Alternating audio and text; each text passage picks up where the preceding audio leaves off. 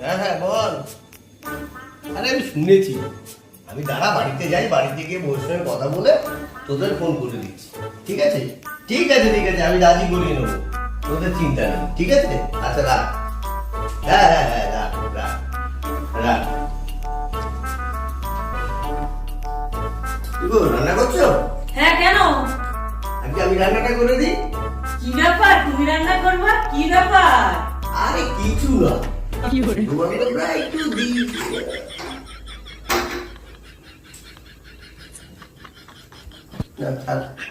hello,